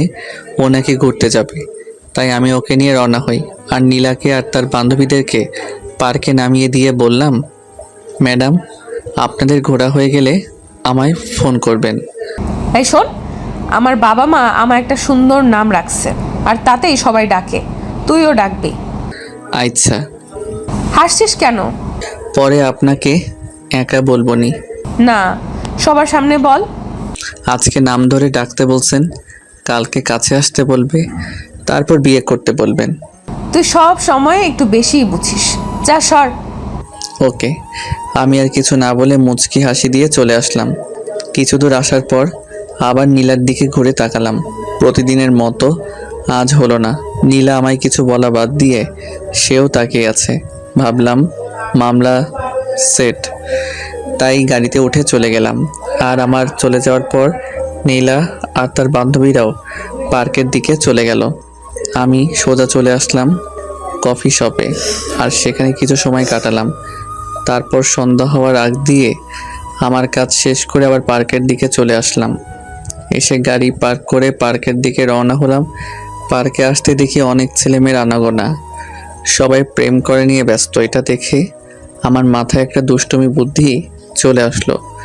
ব্যাস, যেই ভাবা সেই কাজ, সোজা চলে গেলাম নীলার কাছে আর পিছন থেকে নীলার হাত ধরে টান দিলাম। নীলা হঠাৎ চমকে গেল আর নিজেকে সামলাতে না পেরে আমার কাজ সহজ করে দিল। নীলার এক হাত ধরে তাকে গড়িয়ে হাত ধরে আমি তার সামনে বসে গেলাম, একদম সিনেমা স্টাইলে। নীলা তো জমে পাথর। আমার এমন কাজ দেখে নীলা সহ তার বান্ধবীরাও অবাক হয়ে গেল। আমি মুচকি হাসলাম। হঠাৎই নীলা ঠাস করে আমার গালে তার নরম হাতটা ফেলে দিল। আমি কি সুন্দর রোমান্টিক মুড নিয়েছিলাম, কিন্তু থাপ্পড় খাওয়ার পর একদম ভিজে বিড়াল হয়ে গেলাম। আবার সুনামি ঘটার আগে ওখান থেকে কেটে পড়লাম আর সোজা এসে গাড়িতে বসলাম। আর ভাবতে লাগলাম কাজটা মনে হয় খারাপ হয়ে গেল। নীলা আর তার বান্ধবীরাও গাড়িতে এসে বসলো। এবার আমি গাড়ি স্টার্ট দিলাম আর বাসার দিকে যেতে লাগলাম। তখনই নীলা ভেজা কণ্ঠে বলল, প্রাইভেটে যেতে হবে। নীলার কথা শুনে একটু অবাক হলাম। আজকে তো প্রাইভেট ছুটি, আর তাই তো সে পার্কে ঘুরতে আসছিল। আবার কেন প্রাইভেটে? আমি সাহস করে আর কিছু জিজ্ঞেস করলাম না, সোজা তাকে প্রাইভেটে নিয়ে আসলাম। সঙ্গে মিমেরাও ছিল। আমি গাড়ি থামাতে নীলা আর মিমেরা নেমে ভিতরে চলে গেল। আমি বাইরে দাঁড়িয়ে রইলাম। তখন মিম ভিতরে না গিয়ে আমার কাছে আসলো। খুব কষ্ট পাইছো তাই না ভাইয়া? আরে কিসের কষ্ট, বাদ দাও তো। নীলা আসলে এমনই, এসব ভালোবাসাও পছন্দ করে না। এখন তো আমার সন্দেহ হয় ওর মন বলে কিছু আছে নাকি নাই। আরে এমন সন্দেহ কেন? মন প্রাণ সবারই আছে। আমার মনে হয় নাই, তা না হলে যেই ছেলেটা তাকে ভালোবাসে বলে তার দেওয়া শর্তগুলো জীবনের ঝুঁকি নিয়ে পালন করলো, তার জন্য ঘর বাড়ি ছেড়ে তার ড্রাইভার হয়ে গেল তাকে এক নজর দেখার জন্য, কিন্তু সে কি করলো? ওই একই অপমান। ওর মধ্যে যদি মন থাকতো না, তাহলে নিশ্চয়ই ওর মনে তোমার জন্য একটু হলেও মায়া হতো। এমনটা নয়, হয়তো ওর আমায় পছন্দ হয় নাই। তোমার মতো ভালো ছেলে যদি ওর পছন্দ না হয়, তাহলে ওর কপাল খারাপ। ওসব বাদ দাও, এটা বলো তোমরা এখানে কেন আসলে? আমাদের প্রাইভেট স্যার খুব অসুস্থ। ও, আমি হঠাৎ সামনে তাকাতেই দেখি নীলা দাঁড়িয়ে আছে। আমার তো চোখ কপাল উঠে গেল, হয়তো সব শুনে নিছে। মিম, হ্যাঁ বল। স্যার তোকে ডাকছে। আসছি নিলয় ভাইয়া। মিম চলে গেল আর নীলা আস্তে আস্তে আমার দিকে আসতে লাগলো। আমি দাঁড়িয়ে না থেকে গাড়ির দরজা খুলে দিতে যাব, তখন নীলা বলল, নিলয়? হ্যাঁ বলেন ম্যাডাম। আবার madam? Sorry Nila. I am sorry. ও দেখো, আমি ইচ্ছে করে তখন তোমায় মারিনি, আমি খুব ঘাবড়ে গিয়েছিলাম। প্লিজ রাগ করে থেকো না। আসলে ওটা করা আমারও ঠিক হয় নাই। প্লিজ রাগ করো না। তোমায় মারার পর থেকে আমারও কেমন যেন হচ্ছে, খুব খারাপ লাগছে। ও নিলয়, কি? I love you. এবার তো ক্ষমা করো। বললাম তো এমনিতেই মাফ করছি, তারপরও কেন ওই মিথ্যে কথাটা বললেন? আমি মিথ্যা বলি না, আমি সত্যি বলছি। হয়েছে, এবার গাড়িতে বসেন। উফ শালা, তোরা জামি। আমি পাথরের মতো দাঁড়িয়ে শ্রোতার মতো নীলার কথাগুলো শুনছিলাম। এমন সময় পিছন থেকে কে যেন এসে আমাদের দুজনকেই অবাক করে দিল। নীলা এসব কথা বলছিল আর আমি দাঁড়িয়ে দাঁড়িয়ে শুনছিলাম। তখন পিছন থেকে মিম এসে নীলাকে আচ্ছা মতো বকতে লাগলো। কুত্তি রাক্ষসী, আমি তোর বান্ধবী হই, তাও আমায় এসব কথা বলিস নাই। আমি নিলয় থেকে দূরে থাকতে চেয়েছি, তাই কাউকে বলি নাই। আমাকে তো বলতে পারতি। আমি কখনো ভাবতেও পারিনি যে আমি নিলয়কে এতটা ভালোবেসে ফেলবো। তুই তো জানিস আমার জীবনে যায় আসে প্রথম দিনেই তাকে দুনিয়া ছাড়তে হয়। আমি ভাবছিলাম নিলয় তাদের মধ্যে একজন হবে, এই জন্য আমি ওকে বাঁচাবো বলে ঘৃণা করার অভিনয় করতাম। তোমার জীবনে যারা আসে তাদের কি হয়? আর কয়জন আসছে তোমার জীবনে? তুমি ভুল বুঝছো। আমার পেছনে যারা লেগেছে, যারা আমায় পছন্দ করে, প্রপোজ করেছে, তারাই দুনিয়া ছেড়ে গেছে, অথবা আজ তারা ঘরে বন্দি হয়ে আছে।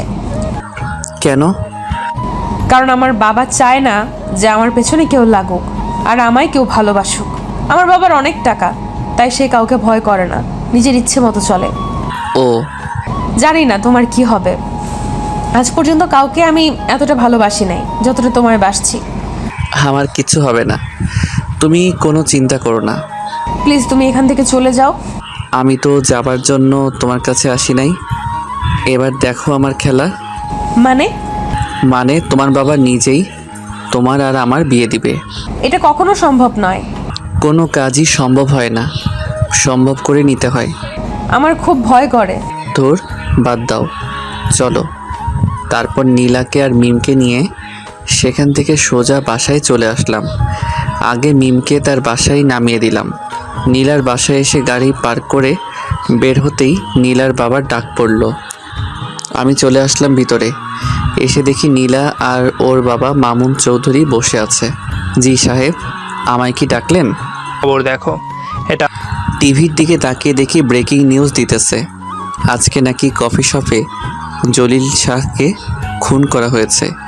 কে করছে তা এখনো পুলিশ জানতে পারে নাই, তবে তদন্ত চলছে।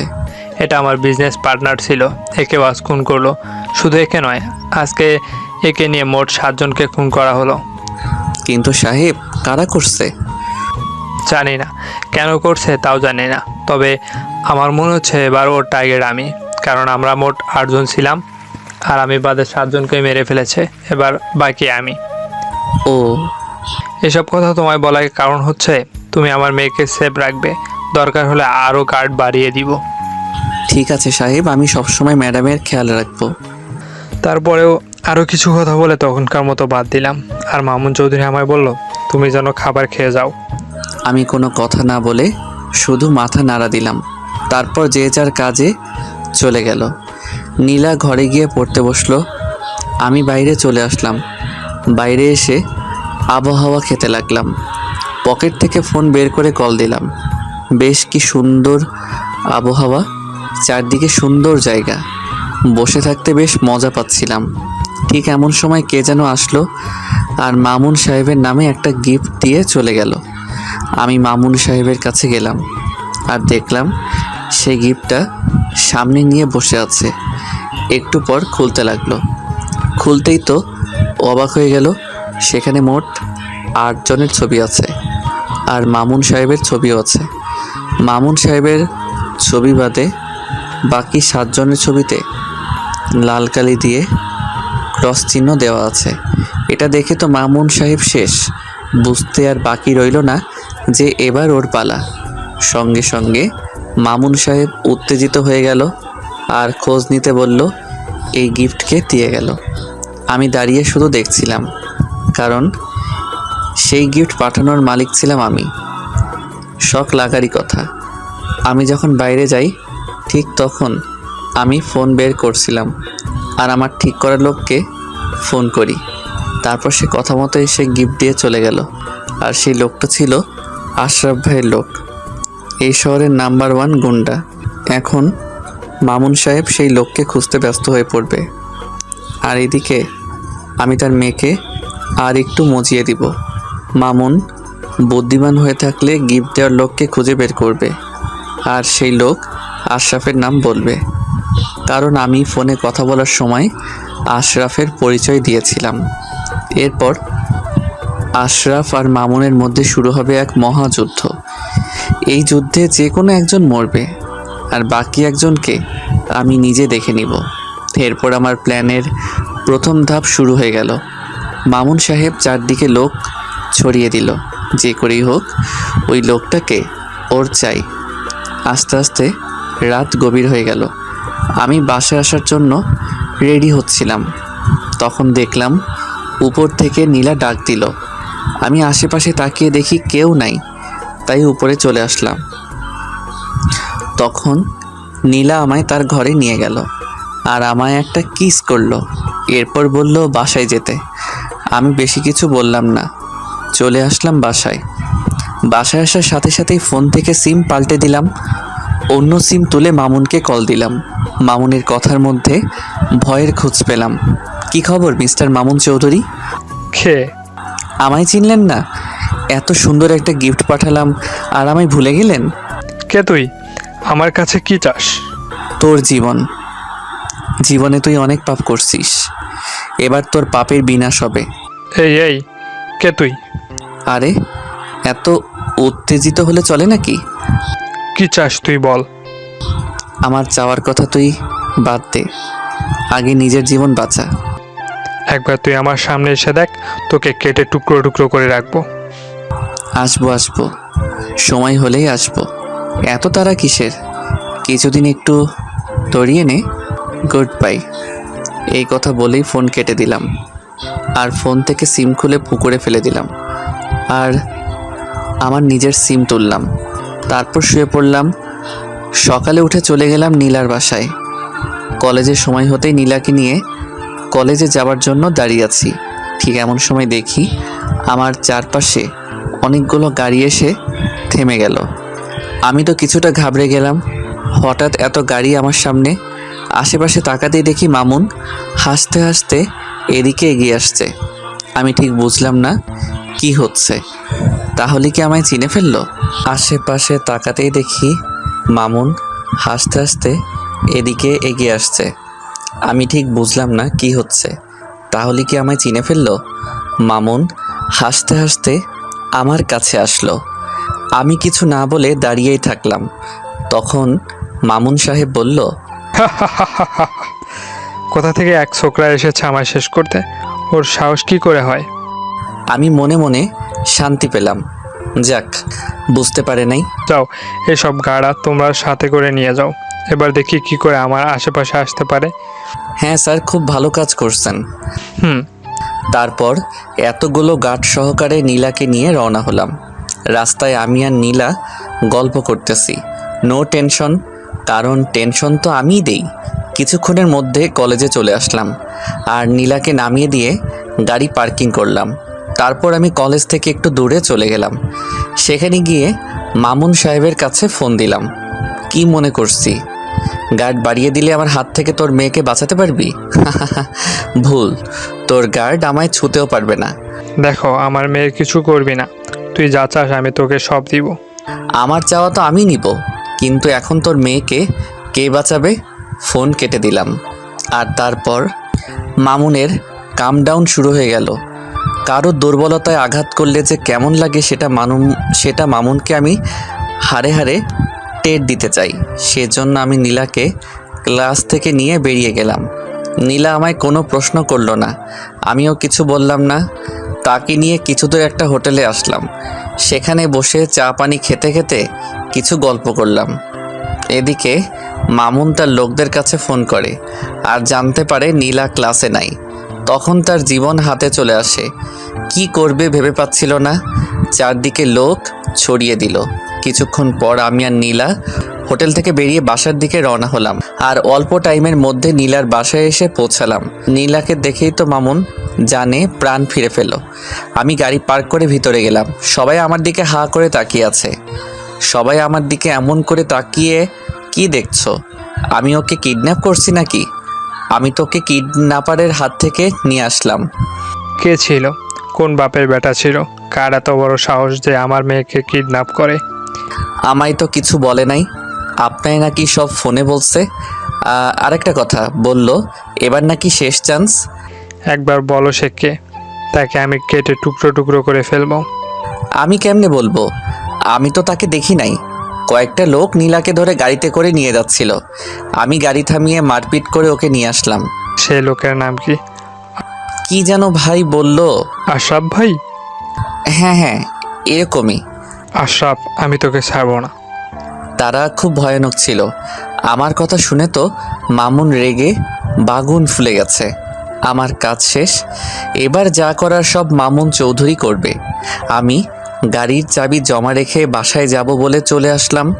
মামুন এখন আশরাফকে নিয়ে ব্যস্ত, তাই কিছু বলল না। আমি চলে আসলাম।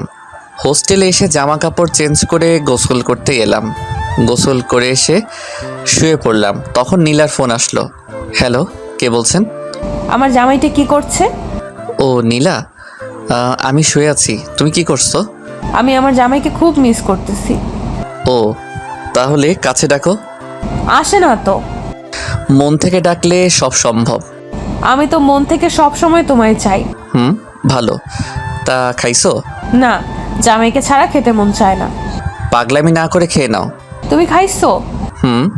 মিথ্যা কেন বললা? তুমি এখনো খাওনি। তুমি কেমনে বুঝলা? তোমার কথাতেই বোঝা যাচ্ছে। আচ্ছা খেয়ে নাও, আমিও খাচ্ছি। আর বিকেলে চলে এসো, প্রাইভেট আছে। এই কথা বলে ফোন কেটে দিলাম। তারপর উঠে গিয়ে খেয়ে আসলাম। এসে একটা ঘুম দিলাম।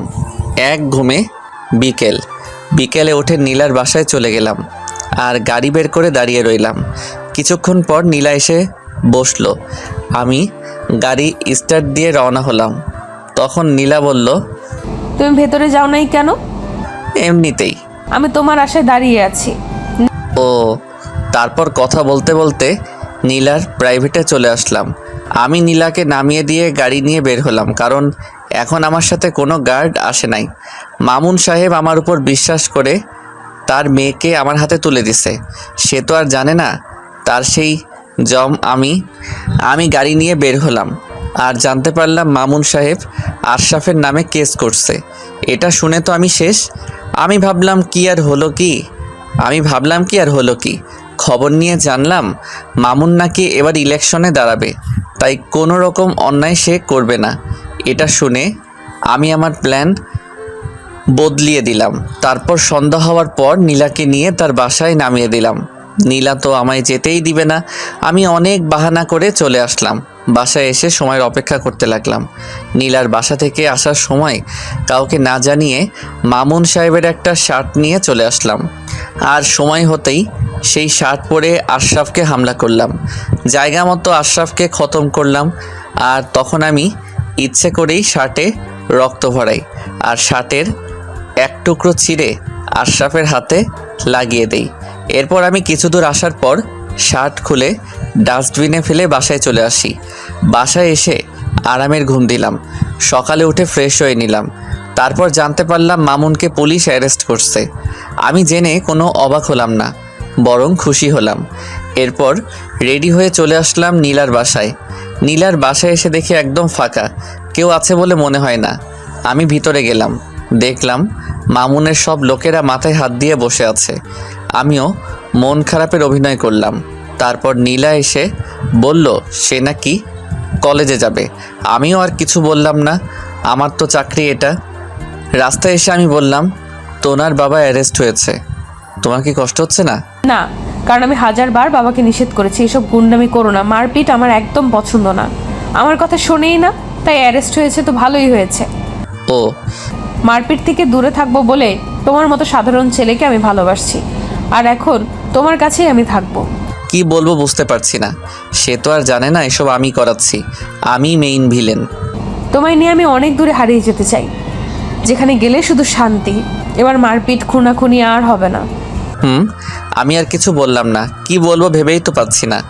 যখন নীলা সবটা জানতে পারবে জানি না কি যে হবে। কিছুক্ষণের মধ্যে নীলার কলেজে চলে আসলাম। নীলা নেমে আমায় বিদায় দিয়ে চলে গেল। আমি গাড়ি পার্ক করলাম না, আর আমার একটা কাজ ছিল সেটা করতে গেলাম। কাজটা শেষ করতে করতে দুপুর হয়ে গেল। নীলার কাছে চলে আসলাম আর নীলাকে নিয়ে রওনা হলাম। গাড়ি চালাচ্ছি আর ভাবছি নীলাকে সবটা বলে দিব। কিছু দূর যাওয়ার পর একটা ফাঁকা জায়গা দেখে গাড়ি দাঁড় করালাম আর আমি নেমে নীলাকে নামিয়ে দিলাম। এখানে কেন? নীলা, আজ তোমায় আমি কিছু কথা বলতে চাই। হ্যাঁ বলো। যেটা শোনার পর হয়তো তোমার মনে আমার জন্য কোনো ভালোবাসা নাও থাকতে পারে। কি বলছো এসব? কি এমন কথা? হ্যাঁ, আমি কথাটা বলতে যাব ঠিক এমন সময় ওখানে চারদিকে অনেকগুলো গাড়ি আসলো। নীলা আমার হাত শক্ত করে ধরলো। গাড়ি থেকে নেমে আসলো মামুন চৌধুরী। আমি তো অবাক, এ কেমনে এখানে? মামুন চৌধুরী মুচকি আসছে। বাহ বাহ, খুব সুন্দর খেলছিস। বাবা তুমি এখানে? মা চলে আয়। না বাবা, আমি নীলয়কে ভালোবাসি। আরে এসব ভালোবাসা কিচ্ছু না, সব অভিনয়। ও তোকে শুধু ব্যবহার করেছে আর কিচ্ছু না। ও ভালো করেই জানতো আমার কাছে পৌঁছানো খুব টাফ ব্যাপার, তাই তোকে ওর প্রেমের জালে ফেলে আমার কাছে পৌঁছেছে। নীলয়, বাবা এসব কি বলছে? তুমি কিছু বলছো না কেন? আরে কি বলবে, এটাই সত্যি। চলে আয় না মা। নীলয় কিছু বলো। তোমার বাবা যা বলছে তা সব সত্যি, কিন্তু ব্যাস থামো, আর বলতে হবে না। নীলার চোখে পানি টলটল করছে। আমার হাত ছেড়ে দিল। আমার দিকে করুণ দৃষ্টিতে তাকিয়ে আছে। কি করব বুঝতে পারছি না। অনেক খেলেছিস, এবার তোর শেষ খেলা। আমার খেলা শুরু। চল, বলে দে তুই কে। খেলা এত সহজে তো শেষ হবে না। খেলার আসল সিন তো বাকি আছে। হা হা হা হা, চারিদিকে আমার লোক। এক ধাপ লড়লেই তুই সোজাও পড়ে। সিংহ একাই শিকার করে, তাতে যতটাই শিকারই হোক না কেন। ধরা পড়ার পর সবাই এমন করে, কি ভেবেছিলি আমার বন্ধুদের মারলেই আমি ভয় পেয়ে যাব? ভয় তো তুই আগে থেকেই পেয়ে আছিস, এখন আর একটু ভয় দেখাই। নে এবার ফোনটা বের করে তোর অফিসে কল দে। কি বলছিস? আরে দে না। মামুন অফিসে ফোন দিল আর জানতে পারলো তার অফিসে নাকি পুলিশ ঢুকেছে আর সব কাজ বন্ধ করে দিয়েছে। একে একে তার সব কোম্পানিতে ফোন দেওয়ার পর সে জানতে পারলো সব কোম্পানি নাকি বন্ধ, পুলিশে সিল মেরে গেছে। মামুন রাগে মোবাইল ফুঁকে মারলো। এই তো রেখে ধর। মামুনের লোকেরা আমায় ধরতে আসার আগেই আমি নীলার হাত ধরে টেনে সামনে এনে তার গলায় ছুরি ধরলাম। এটা দেখে নীলা তো সেই অবাক, তার চোখ থেকে ঠপাস করে পানি পড়ে গেল। বুঝলাম নীলার কষ্টে বুকটা ফেটে যাচ্ছে। এই নীলার কিছু করিস। মিস্টার মামুন চৌধুরী, খেলা তোর শেষ, অনেক পাপ করছিস, এবার তার শাস্তি ভোগ কর। আমার মেয়েকে ছেড়ে দে। তোর মেয়ে তো আমার একমাত্র অস্ত্র। তুই কে আর কি চাস? শাকিল খান। কি? হ্যাঁ, যে খানের কথা তোর মনে ঝড় তুলছে সেই ফরহাদ খানের ছেলে আমি, শাকিল খান। এটা কিভাবে সম্ভব? রাখে আল্লাহ মারেকে, আর এবার তোকে আমি মারবো, দেখি রাখে কে। চলি। এ কথা বলে নীলার গলায় ওভাবে চাকু ধরে ওকে নিয়ে গাড়িতে উঠলাম। এক হাতে নীলার কাছে চাকু ধরে অন্য হাতে গাড়ি চালাতে লাগলাম। কিছু দূর আসার পর চাকু সরিয়ে নিলাম। নীলা কোনো কথা বলছে না, জানালা দিয়ে মুখটা বের করে দিয়েছে, মনে হয় কান্না করতেছে। আমি সেদিকে মন দিলাম না, আমি মন দিয়ে গাড়ি চালাচ্ছিলাম। কিছুক্ষণের মধ্যে আমার গন্তব্যে পৌঁছে গেলাম। গাড়ি দাঁড় করালাম, আর আমি নেমে নীলাকে নামাতে গিয়ে দেখি ও ঘুমিয়ে গেছে। অনেকটা পথ আসছি তো, তাই কান্না করতে করতে হয়তো ঘুমিয়ে গেছে। আমি ওকে তুলে ভিতরে নিয়ে গিয়ে একটা ঘরে খাটের উপর শুয়ে দিলাম, আর বাইরে থেকে লাগিয়ে দিলাম। টাইম দেখি দুপুর 3টা বেজে গেছে। নিশ্চয়ই নীলা খিদের জ্বালায় ঘুমাইছে। বড়লোকের মেয়ে না খেয়ে থাকার অভ্যাস নেই। আমার কাছে কয়টা টাকা ছিল, তা দিয়ে পাশের বাজার থেকে কিছু খাবার কিনে আনলাম। এসে দেখি নীলা উঠে দেওয়ালের সাথে হেলান দিয়ে মাটিতে বসে আছে। নীলা, খাবারটা খেয়ে নাও। খাবো না। কেন? খিদে নেই। না খেয়ে থাকলে তোমারই কষ্ট হবে। হবে হোক, এমনিতে তো কষ্ট কম দাওনি। আমার সাথে বেইমানি করেছো, আমার নিষ্পাপ ভালোবাসা নিয়ে খেলা করেছো, বুকটা ভেঙে চুরমার করেছো।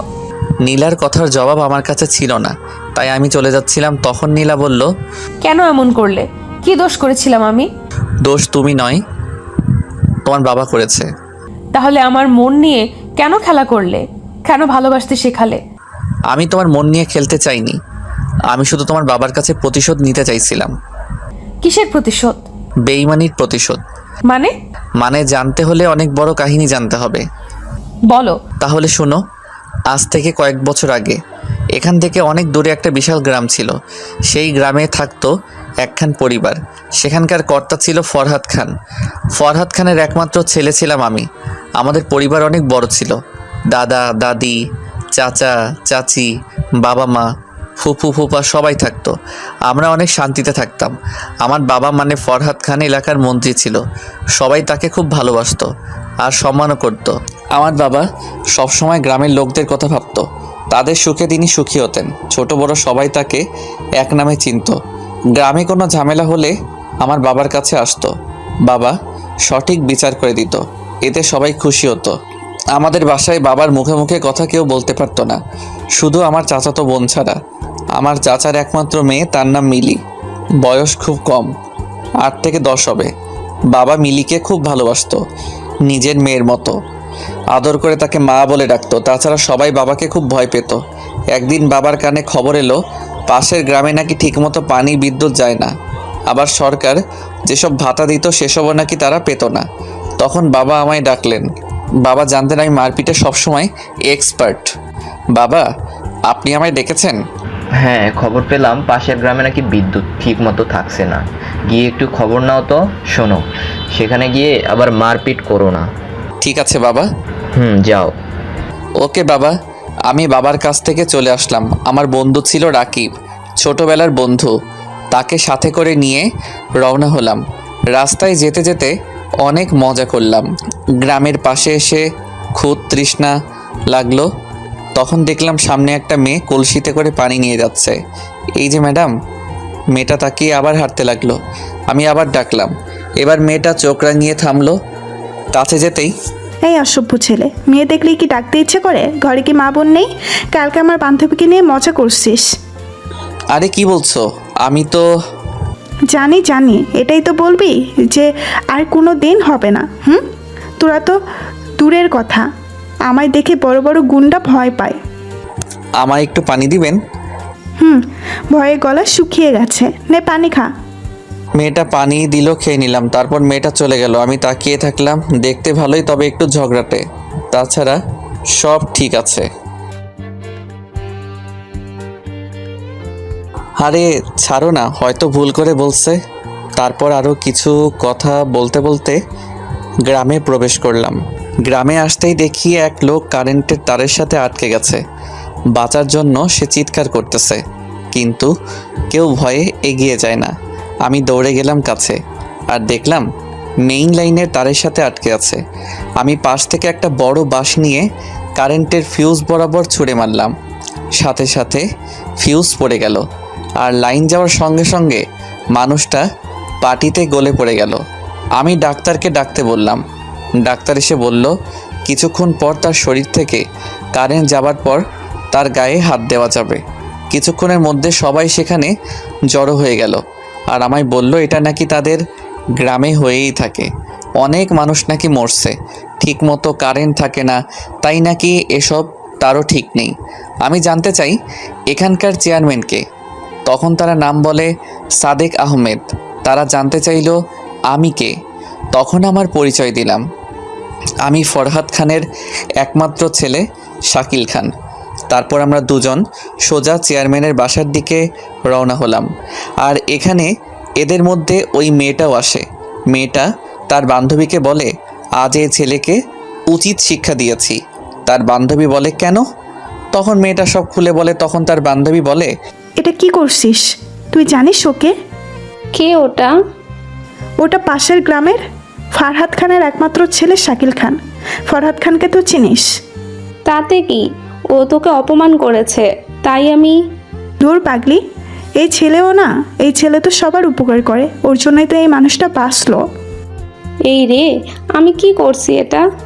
ওকে ধরে সরি বলিস, নয়তো দেখিস কি হয়। এদিকে আমি আর রাকিব চেয়ারম্যানের বাসায় চলে গেলাম। চেয়ারম্যানের বাসায় যেতেই দেখলাম সাদেক আহমেদ বাসায় আছে। আমি তার সাথে কথা বলি, কিন্তু সে তার ক্ষমতার বড়াই দেখায়। আমার মাথায় একদম রাগ উঠে যায়। তখন আমি ওর সাথে রাগী কণ্ঠে কথা বলতে লাগলাম। আমি জানতে চাইলাম এই গ্রামে এত কারেন্টের সমস্যা, সে চেয়ারম্যান হয়েও কেন কিছু করছে না। আর সব থেকে বড় কথা হলো সে গরিবের অধিকার মেরে খায়, যা গুরুতর অন্যায়। আর এই অন্যায় শাস্তি তাকে পেতে হবে। এই কথা নিয়ে অনেক ঝামেলা হলো। সাদেক আহমেদ আমাকে মারার হুমকি দিল। রাগ করে উঠে সামনে থাকা টেবিলে লাথি মেরে চলে আসলাম। বাইরে আসতেই ফোনটা বেজে উঠল। তখন ফোন বের করে দেখি বাবার ফোন। আমি কল রিসিভ করে বাবাকে সব খুলে বললাম। বাবা কিছু বলল না। আমিও ফোন কেটে দিলাম। তারপর দুজনে মিলে গ্রামে ঘুরতে লাগলাম। তখন হঠাৎ সামনে দেখলাম সেই মেয়েটা। আমি দেখেও না দেখার ভান করে থাকলাম। তখন দূর থেকে মেয়েটা ডাকছে। আমি সাড়া দিলাম না। রাকিব ওর দিকে তাকালো। তখন তাকে থামতে বলল। রাকিব আমায় থামালো। মেয়েটা আমার কাছে আসলো। হাই, আমার নাম সাথী, চিনতে পারছেন? তোমায় কেমনে বলি? আসলে আমি ভুল করে আপনাকে বকা দিছি। আমি জেনে শুনে কিছু করি নাই, তার জন্য সরি, মাফ করে দিয়েন। আপনি কি এই গ্রামে নতুন? হ্যাঁ, আমি শহর থেকে পড়াশোনা শেষ করে গ্রামে আসছি। ও, তাহলে চলেন আপনাকে আমি গ্রামটা ঘুরে দেখাই। দেখালে তো সমস্যা নেই। তারপর সাথী, আমি আর রাকিব গ্রামে ঘুরতে বের হলাম। সারাদিন সাথীর সাথে ঘুরলাম। মেয়েটার কথাবার্তা, আচার আচরণ আমার খুব ভালো লাগলো। দেখতে দেখতে সারা দিন কেটে গেল। আজকের দিনটা আমার খুব সুন্দর কাটলো। রাতের বেলা ঘুমাতে গিয়ে আর ঘুমাতে পারি না, শুধু মেয়েটার কথা মনে হচ্ছে। কত সুন্দর মেয়েটা, সে যদি আমার মনের মানুষ হয় তাহলে কতই না সুন্দর হয়। খাট থেকে উঠে বাইরে আসলাম। বাইরে এসে দেখি আম্মু, চাচি আর দাদি বাইরে বসে আছে। আমায় দেখে দাদি জিজ্ঞেস করলো কি হয়েছে। আমি কিছু না বলে দাদির কোলে মাথা দিয়ে শুয়ে পড়লাম। পরের দিন আবার সেই গ্রামে চলে গেলাম আর সাথীর সাথে দেখা করলাম, কথা বললাম। আস্তে আস্তে আমাদের সম্পর্ক মজবুত হতে লাগলো। একদিন হঠাৎ করে সব উলটপালট হয়ে গেল। আমি সেই দিন সকালে উঠে সাথীর কাছে যাচ্ছিলাম। তখন রাস্তায় সাদেক আহমেদের লোকেরা আমায় আক্রমণ করে। আমি তাদের সাথে মারামারি করছিলাম। ঠিক এমন সময় সাদেক আহমেদ পিছন থেকে এসে আমার মাথায় জোরে আঘাত করে। আমি মাথা ধরে মাটিতে পড়ে গেলাম। এদিকে আমার এমন ঘটনা গ্রামের এক লোক দেখতে পেয়ে আমার বাবার কাছে ফোন করে।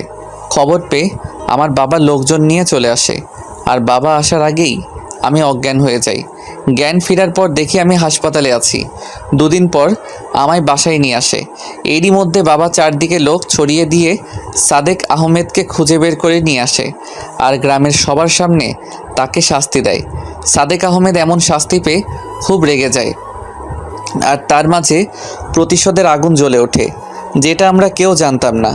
আমরা ভাবি হয়তো সে ভালো হয়ে যাবে, তাই আবার আগের মতো সবাই হাসি খুশি হয়ে চলতে লাগে। আমার মাথায় আঘাত লাগার কারণে কিছুদিন রেস্টে থাকতে বলে। সাথী আমায় না দেখে আর থাকতে পারছিল না, তাই সে আমার বাসায় চলে আসে চাকরের কথা বলে। কিন্তু রাকিব চিনে ফেলে। সাথী সোজা আমার কাছে আসে। তখন আমি ঘুমিয়েছিলাম। কপালে কিছু একটা স্পর্শ পেয়ে ঘুম ছুটে গেল। তাকিয়ে দেখি সাথী দাঁড়িয়ে আছে, সঙ্গে সঙ্গে আমার মুখ ধরে নিল। সব কিছু বুঝে ওঠার পর আমার মুখ ছাড়লো। সাথী, তুমি? তোমার কথা শোনার পর থেকে আমি আর থাকতে পারছিলাম না। আব্বু আম্মু আসতে দেয় নাই, তাই আমি খাওয়া ছেড়ে দেই। কি করে খেতাম বলো? তুমি কেমন আছো, খাচ্ছ কি না? আরে পাগলি, আমার কিচ্ছু হয় নাই। আমার এমন অবস্থা দেখে আব্বু আম্মু আমায় আর আটকায় নাই। বাবা কিছু বলে নাই? আমি চাকরানির পরিচয় দিয়ে আসছি। সর্বনাশ, আমার বাবা এতটাও বোকা নয়। তোমার ব্যাপারে সমস্ত খোঁজ নিয়ে তারপর তোমায় ধরবে। আমার কথা বলার দেরি হলো, এমন সময় আসলো, ঘটনা শুরু হলো। আমি বলে শেষ করতেই দরজায় বাবার কথার আওয়াজ আসলো। আজকে আমার বাসায় একটা কাজের মেয়ে আসছে, জানি না কি কাজ করতে আসছে। তাকিয়ে দেখি বাড়ির সবাই বাবার সাথে সাথে আমার ঘরে চলে আসলো। আমি তো শেষ। সাথী লজ্জা আর ভয় একসাথে পেয়ে গেছে। কি করবে ভেবে না পেয়ে লাফিয়ে গিয়ে বাবার পা ধরতে লাগলো। তখন বাবা তাকে ধরে নিল। আরে মা, কি করছো? আঙ্কেল, আমার ভুল হয়ে গেছে। আচ্ছা, এটা বলো, এই রুগীটা তোমার কে?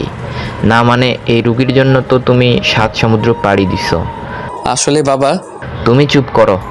আঙ্কেল, আমি শাকিলকে খুব ভালোবাসি। এই কথা বলে সাথী কেঁদে দিল। বাবা নিজ হাতে সাথীর চোখের পানি মুছে দিল। আরে মা, কাঁদছো কেন? তুমি তো কোনো পাপ করো নাই। তাছাড়া এই বাদরকে শায়েস্তা করার জন্য তোমার মতো একজনকে খুব আমি খুঁজেছিলাম, কিন্তু তুমি আমার কাজ তো নিজেই করে দিয়েছো। এখন চুপ করে আছো। আরে মা, আমি কথা দিলাম তুমি আমার ছেলের বউ হবা। এই কথা শুনে সবাই খুশি হলো। আর বাবা সাথীকে এখানেই থাকতে বলল, যা আমার জন্য খুব ভালো হলো। এভাবে কয়দিন কেটে গেল, কিন্তু বিপদ আমাদেরকে ছাড়লো না। শহর থেকে বাবার বন্ধু গ্রামে ঘুরতে যায়, আর সে বাবার খুব ভালো বন্ধু ছিল। তার নাম মুন্না ছিল। বাবা তাকে খুব ভালোবাসতো। বাবা আর তার বন্ধু মিলে সবসময় আনন্দে থাকতো। একদিন আমরা সবাই মিলে ঘুরতে বের হলাম, আর সেই সুযোগেই সাদেক আবার হামলা করে। এবার দল ভারী ছিল না। আমি তাদের সাথে মারামারি করছিলাম। তখন পিছনে তাকিয়ে দেখি বাবার বন্ধু চাকু বের করে বাবার পেট দিয়ে চালিয়ে দিল। আমি বাবা বলে জোরে চিৎকার করলাম, কিন্তু ততক্ষণে সাদেকের লোকেরা আমায় ধরে নেয়। এরপর বাবার বন্ধু আমার মায়ের পেটে ছুরি মারে। আস্তে আস্তে আমার চোখের সামনে সবাইকে মেরে ফেলে, এমনকি তারা ছোট্ট রিমাকেও ছাড়ে নাই। বাবা পেটে হাত দিয়ে তাদের সাথে মারপিট করছিল, তখন পিছন থেকে সাদেক আমার পাশ দিয়ে ছুরি চালিয়ে দেয়। আমি আর থামতে না পেরে মাটিতে পড়ে যাই। ওরা যখন আমার বাবা মাকে মারতেছিল, তখন সাথী মাটিতে গড়তে গড়তে এসে আমায় ডাকে, কিন্তু আমার জ্ঞান তখন ফিরে না। নাকে হাত দিয়ে দেখি শ্বাস চলছে, তাই তার ওড়না দিয়ে আমার ক্ষত জায়গায় বেঁধে দিয়ে পাশে নদীতে নৌকায় করে ভাসিয়ে দেয়।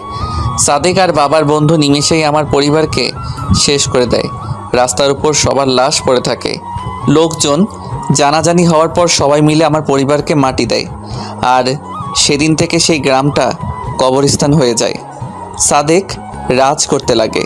যাই তার বিরুদ্ধে কথা বলে তাকেই সে মেরে ফেলে। এদিকে বাবার বন্ধু মুন্না বাবার সমস্ত সম্পত্তির সকল দলিল বের করে, আর সেগুলো শহরে এসে বিক্রি করে। সে বিশাল সম্পত্তির মালিক হয়ে যায়। নিজের নাম বদলে মুন্না থেকে মামুন চৌধুরী রাখে বর্তমান। তার মানে আমার বাবা? হ্যাঁ, তোমার বাবা আমার পরিবারের সাথে বেইমানি করছে, বিশ্বাসঘাতকতা করছে। তাকে বাবা বলতেও আমার ঘৃণা হচ্ছে।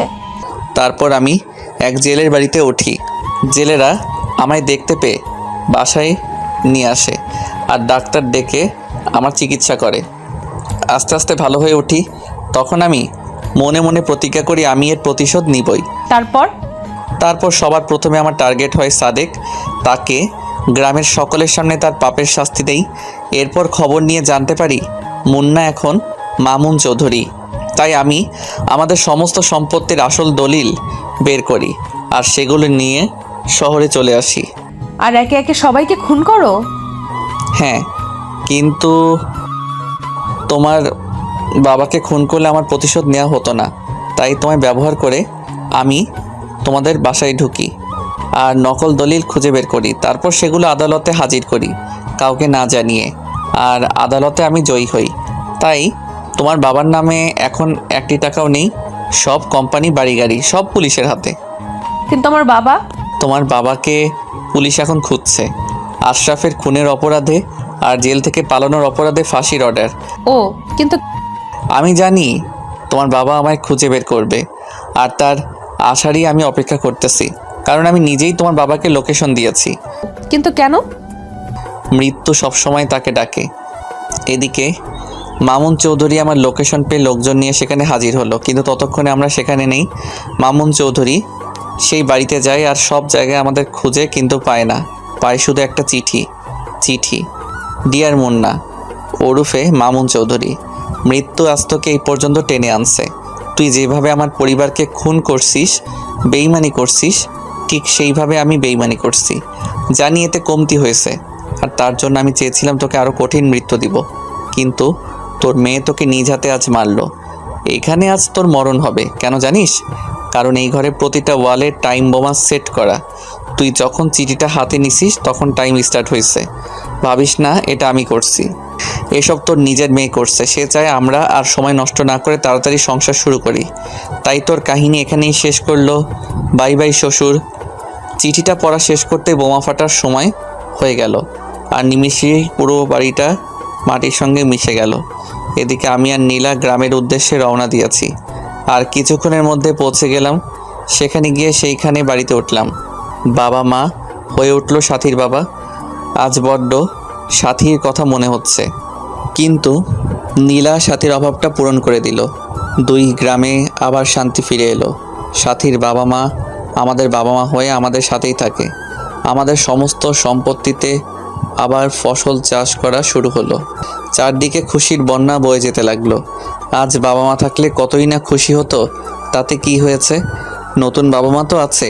প্রথম দিন আমরা আর 2 গ্রামের সমস্ত লোকেরা মিলে অনুষ্ঠান করলাম আর অনেক মজাও করলাম। এরই সাথে আপনাদের কাছ থেকে বিদায় নিলাম। সমাপ্ত। ধন্যবাদ সবাইকে। আসসালামু আলাইকুম ওয়া রাহমাতুল্লাহি ওয়া বারাকাতুহু।